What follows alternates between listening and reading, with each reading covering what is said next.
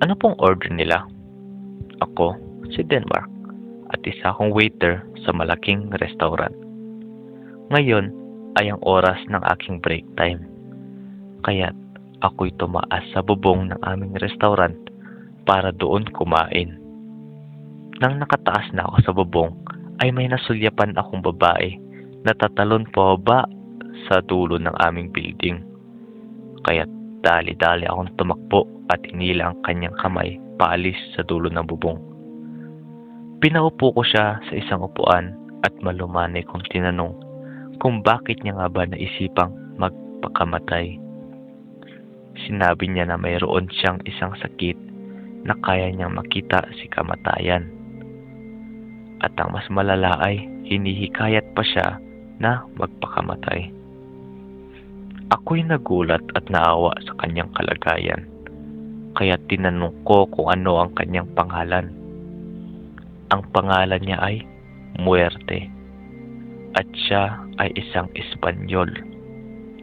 Hindi ko maiwasang mamangha kung gaano kakaiba ang kanyang pangalan.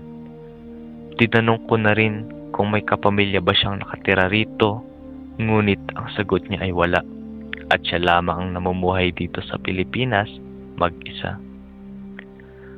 Mas lumalim ang pagkaawa ko, kaya't inimbita ko siya sa aking tahanan para kahit papaano ay matulungan ko siya.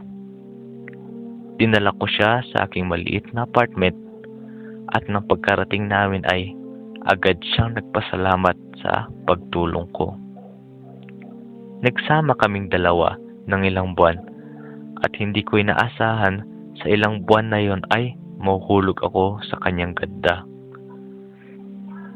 Dala ng aking damdamin para sa kanya ay sinamahan ko na lamang siya sa dating lugar kung saan kami ay nagkita. At yun ay ang bubong ng restaurant kung saan rin ay ako'y nagtatrabaho. At doon ko na rin sinabi na kung hindi kita kayang maligtas ay sasamahan na lamang kita. Sabay kaming tumalon sa dulo ng bubong at nang nahuhulog na kami ay hindi ko siya makita sa aking tabi.